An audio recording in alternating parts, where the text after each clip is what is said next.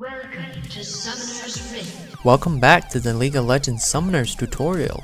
My name is CokeSlayer. We have a special guest today. His username is CaptainButtholio. Hello everyone, CaptainButtholio here. He will be explaining more detail into today's tutorials video as we go on. In this video, we will cover the team composition for each lane, we will introduce jungle, and we will cover warding. For standard League of Legends team composition, there are 2 champions on top lane, 1 champion in the middle, and 2 champions on the bottom lane. The theory is because the minion will always get to the middle lane faster than the other 2 lanes. Making middle lane with only 1 champion will help the champion level faster, get more farm, and help top and or bottom lane when it's needed. Middle lane champion is usually recommended as ability power champion. Now why is that? Mid lane, it uses in an AP mid, and AP mids scale better with levels rather than with items. Their abilities usually have very high base damages. If you send them mid lane, they get to higher level, then they're going to be a lot stronger when they say, go through the river up to top lane and maybe help their 2 top laners, or maybe go bot and help their 2 bottom laners. They're going to do a lot more damage and hopefully pull off a successful, what we call gank, and that is, killing or assisting in a kill in a different lane. Now we'll be introducing new roles called jungle. It is not recommended for new players who are level 1 through 25. What is jungler? Okay, well, when you jungle, instead of going to a lane like what you were just talking about, 2 top lane, 2 bottom lane, 1 mid lane, you're going to have, in the current meta game, as they call it, which is just a term for how the game is played, usually have 1 top lane, who's usually a tanky bruiser type, maybe someone like Wukong or Darius. You're going to have 1 mid lane, like we talked about earlier. You're going to have an AP mid, somebody like Ryze or Cassiopeia. You're going to have 2 bot lane, 1 support. You're going to have 1 AD carry, maybe like Graves as an AD carry, or Vayne.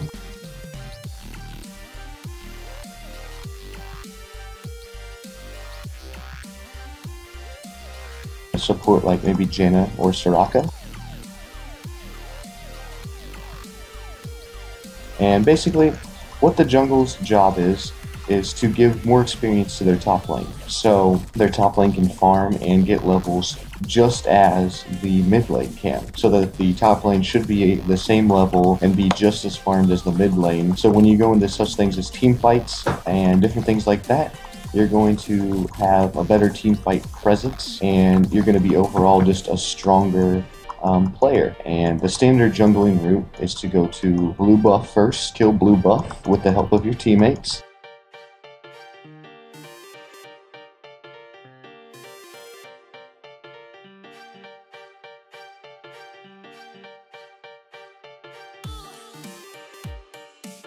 And then go to wolves, and then go to race, and then go to red buff,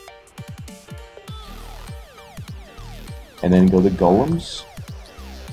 And at that point, you can either choose to gank or to farm more creeps. And what ganking is when you go to a lane, just like we talked about earlier, where AP mid can go to top or bottom. You can go top, mid, or bottom if the enemy is pushed pretty far, and you can gank them. Usually this results in whichever lane you gank to get ahead of your opponent, and it overall just makes for a better team composition when you can pretty much just scare the enemy into thinking maybe you're going to gank them at any time, so they won't pressure your lane as much as they would if you didn't have that jungler there. Why is jungling not recommended for a beginner?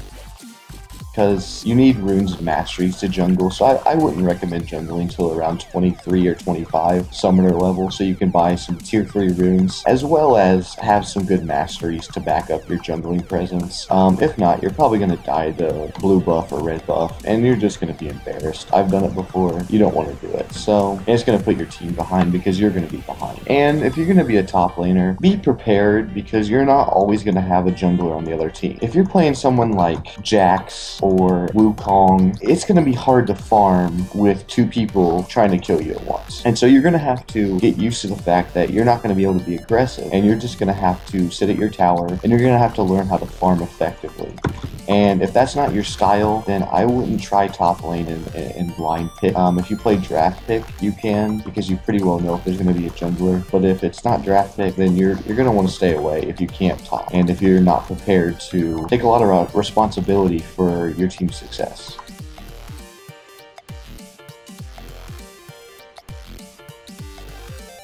Ward placements are crucial in the game. This visual map will teach you where to place your wards. Why are wards so important in the game? Well, when I was low level, I always thought I don't need to spend 75 gold, because that's just going to prohibit me from getting all the items that I need. And that's what a lot of people think when they're low level. But what you don't realize is how much more gold you'll have when you don't die to a gank. Because let's say that you're playing top lane like we were just talking about. The enemy team has a jungler, and that jungler sees that you're pushed to the opponent's tower. Well, obviously they're going to come up and they're going to gank you to help their top lane. If you don't have a ward, you're never going to know, and you're surely going to die. And all that time that you spend out of lane, you're going to lose far more than 75 gold from all the creeps that you lose, as well as you're going to be behind because of all the experience you're going to lose. So it may not seem like wards are that important, but it helps you and your team from getting ganked, and it also helps if you ward objectives such as Baron,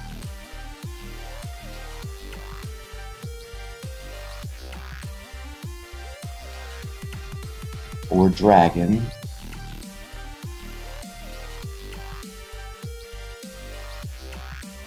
or even if you want to play really aggressive, you could ward the enemy team's blue buff, and that can really help your team to control the map, because map control and map awareness is probably the biggest part of this game that nobody really realizes until they get to a level where players get really good and they know when they should gank and when they should ward. And yeah, so wards are just very important in all aspects of the game, and everyone should buy them. Even if you're the AD carry, at some point in the game you should at least buy one or two just to help with map awareness.